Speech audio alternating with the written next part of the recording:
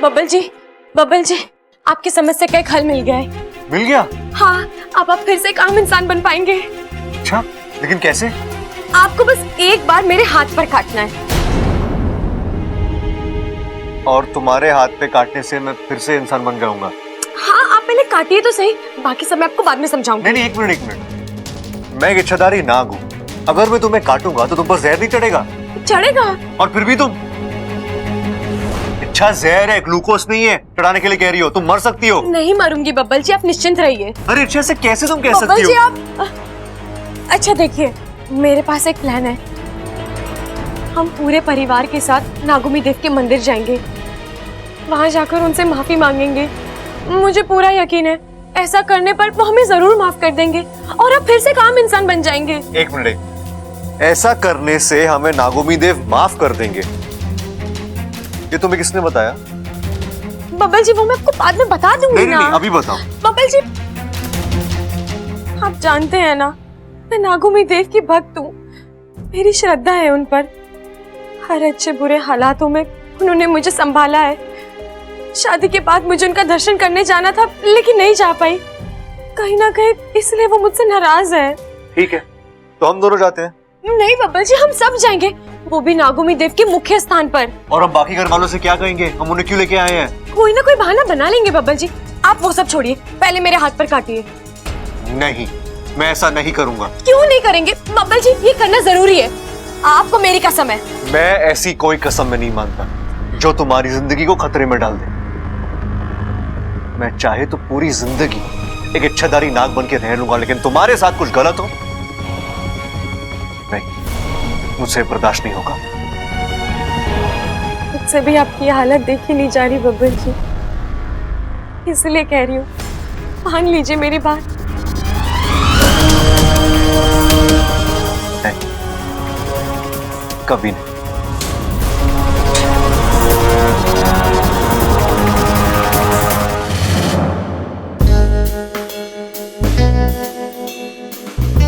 खामोखा अम्मा के पीछे पड़ा था। वो तो बेचारी शादी करके दूसरे घर से इस घर में आई है। दादी तो उससे पहले से इस घर में है, सीनियर है। ये नागिन हुई तो चेक करता हूं।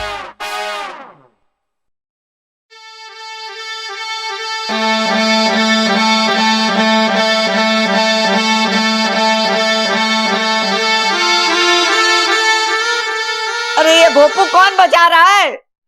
असर हो रहा है प्रबल, असर हो रहा है। तू इधर आ। अरे मेरे कानों पे अत्याचार क्यों कर रहा है तू? अत्याचार ना दादी, जांच कर रहा हूँ, जांच। जांच? कैसी जांच? अरे दादी, मैं ये देख रहा हूँ कि इस बीन की आवाज पे तुझ पे कोई असर होता है या नहीं। मेरा मतलब है कहीं तू वो इच्छाधारी नागिन तो ना है जो दादी को नागिन बोल रहा है? शर्म नहीं आती तुझे? तो दादी बस एक बार चेक करने दे, मुझे तसल्ली हो जाएगी कि तू नागिन है या नहीं। दादी थप्पड़ मारने से पहले पूरी बात तो सुन ले। बोल, क्या बोलना चाहता है तू? बोल। ना दादी, आज ना, कल बताऊंगा, कल।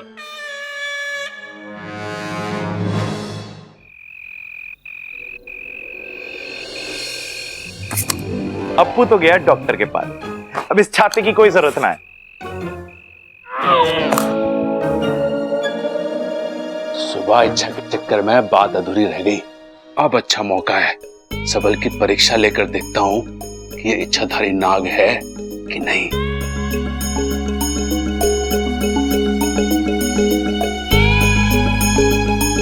छोटे, मैंने तेरे लिए एक नया घर खरीदा है। घर? मेरे लिए अलग से?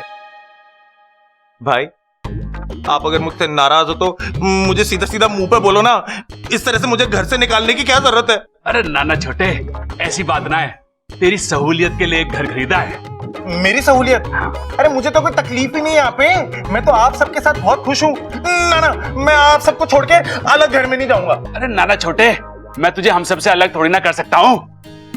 तू हमारे साथ रहेगा इसी घर में, और तेरा ये नया घर इसी घर में होगा। अरे इसी घर में? कैसी बातें कर रहे हो भाई, ऐसा तो हो ही नहीं सकता। क्या आप भी यार अजीब अजीब। अरे हो सके, वाह, देख, इसमें तू आराम से रह सकता है कि नहीं?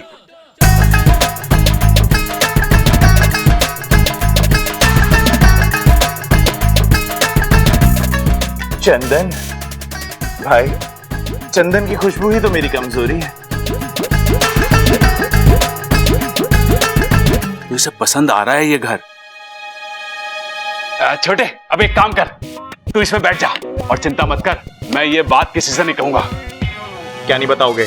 अरे यही कि तू दो दो रूप ले सकता है।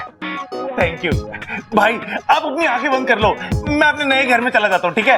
हाँ, आंखें बंद ठीक करो है। करो करो करो। अब खोलो। छोटे, अरे छोटे, कहाँ है तू छोटे? भाई मैं बक्से में हूँ, अपने नए घर के अंदर। ओ, अच्छा, कैसा लग रहा है? तू खुश तो है ना? हाँ भाई, मैं बहुत खुश हूँ, बहुत सारी जगह है यहाँ पे, बहुत मजा आ रहा है, मन कर रहा है पूरे दिन यहीं पे रहूं बस मैं अपने नए घर में। इसका मतलब सबल भी इच्छाधारी नाग है और मुझे आज तक पता ही नहीं था।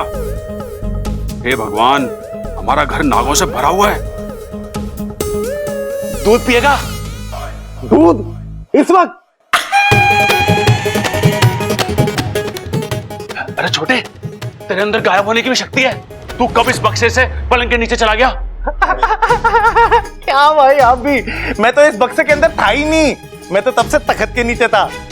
आपने मजाक करा ना, तो मैंने तो थोड़ी सी मस्ती मैं भी कर लूं आपके साथ। लेकिन तू तो इसमें, अरे क्या भाई, मुझे एक बात समझ में नहीं आती, हर बार इतने अजीब अजीब से मजाक लाते कहां से हो आप?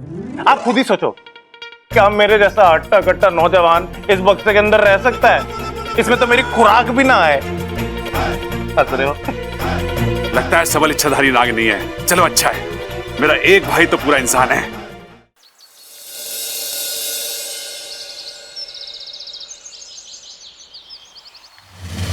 चल जल्दी कर वाकू, मेरे पास ज्यादा वक्त नहीं है। अपना सबसे तेज जहर इस दूध में छोड़ दे। एक बार फिर सोच लो इच्छा, अब तुम्हारे पास तुम्हारी शक्तियां नहीं है, तुम अब एक आम इंसान हो, इतना तेज जहर तुम कैसे? प्यार में बहुत ताकत होती है वाकू, जहर तो क्या, मौत भी उसके सामने दम तोड़ सकती है। तू चिंता मत कर वाकू, मुझे कुछ नहीं होगा। चल अब ज्यादा सोच मत, अपना जहर इसमें छोड़ दे। मैं ये जहर पी लूंगी तो घर वाले मुझे बचाने के लिए कुछ भी करने को तैयार हो जाएंगे। नागोमी देव के मंदिर आने से भी मना नहीं करेंगे, बिना कोई सवाल पूछे बस वहां आ जाएंगे। जल्दी कर वाकू।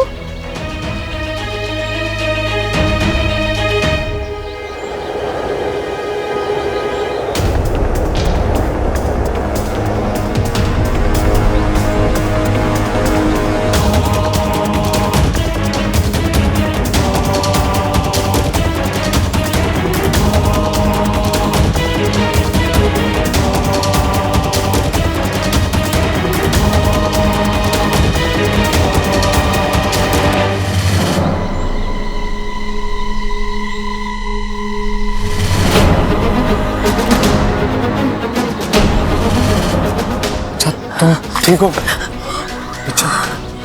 मैं ठीक हूँ वाकू।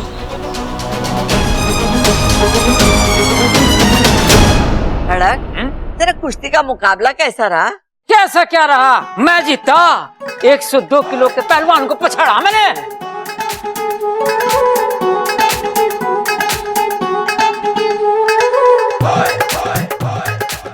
क्या हो गया भाई, ऐसे क्यों देख रहा? अपने बाप को कभी पहले ना देखा क्या तूने? एक नई नजर से देख रहा हूँ पिताजी। अच्छा, जरा मैंने भी तो बता, तेरी नई नजर में कौन हूँ मैं? नाग। नाग? अपने बाप को नाग कह रहा तू? तो फिर शुरू हो गया। गुरु, अरे नाना, आप सब बड़ों के होते हुए मैं गुरु कैसे बन सकता हूँ? मैं तो छोटा ही भला हूँ, मैं तो बस। भाई गुरु नहीं, शुरू शुरू। खड़क, इन दोनों को चुप करा वरना मैं तेरा सर फोड़ दूंगी। अरे भाई चुप हो जाओ, वरना तुम्हारे चक्कर में हमारा सर फूट जाएगा। चुप हो जाओ, चुप हो जाओ। ए माँ, ये इच्छा कहाँ है, दिखाई नहीं दे रही। किसी काम से बाहर गई है, आती होगी। अच्छा अच्छा। अरे भाभी, अरे मेरा दूध नहीं आया, गर्म नहीं हुआ क्या अभी तक? लाई चाय कहाँ दे, ये लो। अरे ये छोरी इसी घर की सैके।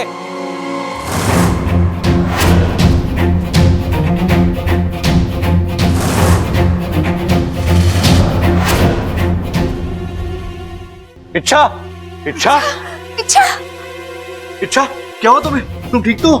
भाई साहब इसे हुआ क्या?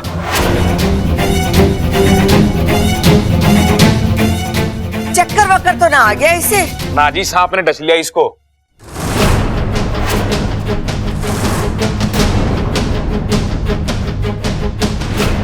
सांप ने? प्रबल, जल्दी से डॉक्टर को फोन लगा। हाँ दादी। मोहम्मद छोरी को अंदर ले चल।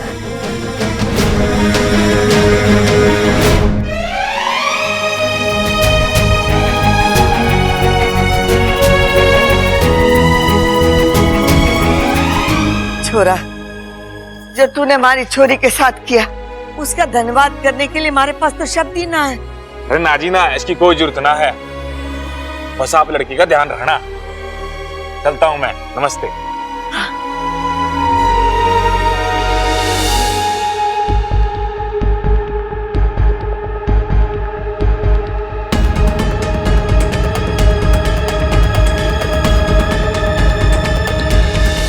डॉक्टर साहब, अब कैसी तबीयत है छोरी की?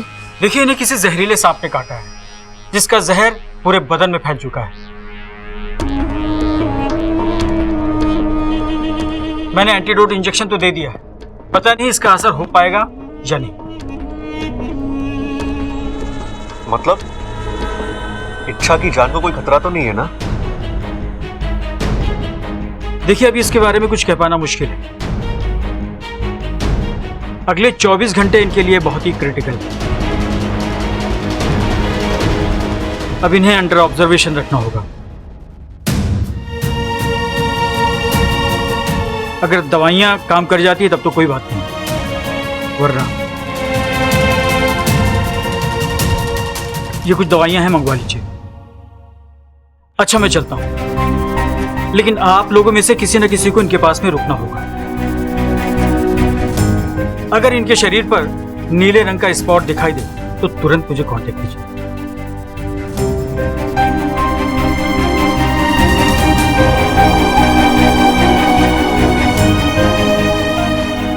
सबल, ये दवाई लानी है सबल। चल चल।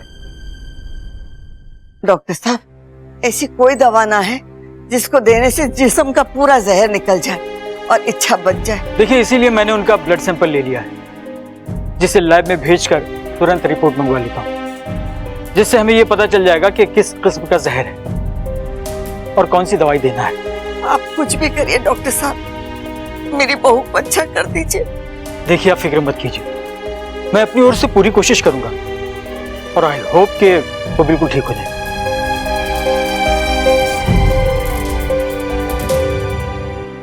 हे शिव जी, इच्छा की रक्षा कर, उसे ठीक कर दीजिए।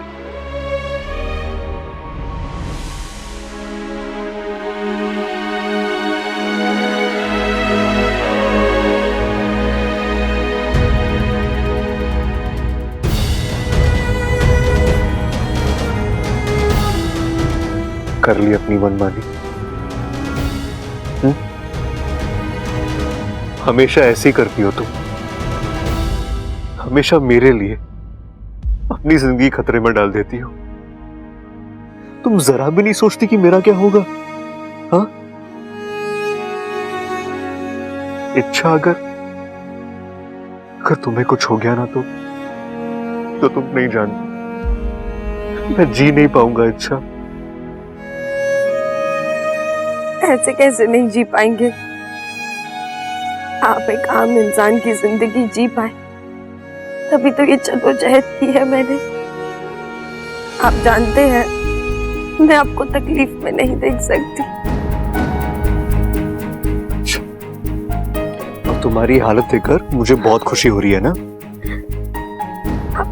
आप खामखा परेशान हो रहे हैं बबल जी। माना कि मैंने अपनी जिंदगी खतरे में डाली है, लेकिन मैं इस खतरे से बाहर निकलना भी जानती हूँ। तभी तो ये किया है मैंने। बब्बर जी, मैं अपने आप को कुछ होने नहीं दूंगी, क्योंकि मुझे अपनी पूरी जिंदगी आपके साथ बितानी है। वो तो हम जरूर बिताएंगे। अच्छा, मैं तुम्हें कुछ नहीं होने दूंगा। बताओ मुझे, वो मंदिर का है, मैं तुम्हें ले चलता हूँ। सिर्फ मुझे नहीं बब्बर जी, पूरे परिवार को ले जाना होगा। आप पहले सबको मना लीजिए, फिर मैं आपको मंदिर का रास्ता बताती हूँ। ठीक है।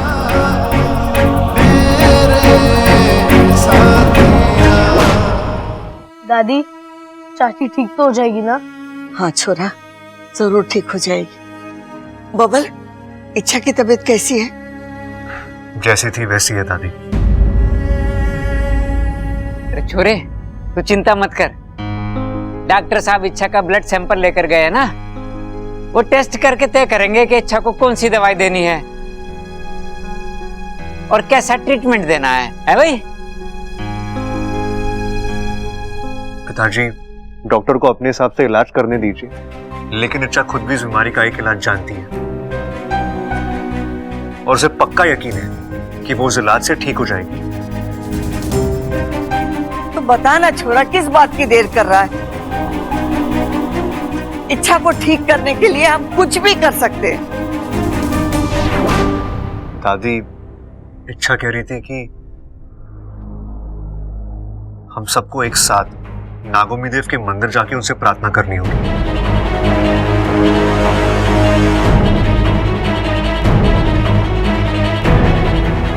उनसे माफी मांगनी होगी कि अगर अनजाने में हमसे कोई गलती हुई है तो वो हमें माफ कर दे, और ऐसा करने से नागोमी देव इच्छा को ठीक कर देंगे।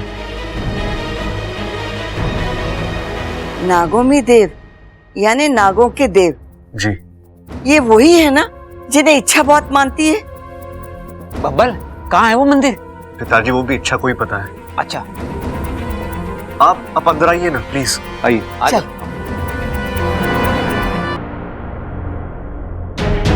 इच्छा, इच्छा,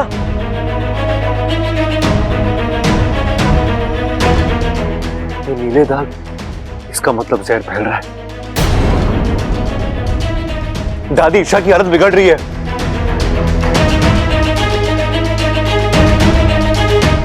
इच्छा में दादी, हमारी आवाज सुनाई दे रही है ना छोरी? देख छोरी, जो तारी श्रद्धा वो हमारी श्रद्धा।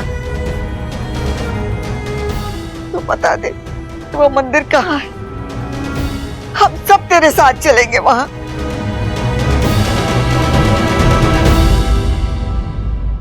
दादी, दादी, वो मंदिर नागिस्तान में है।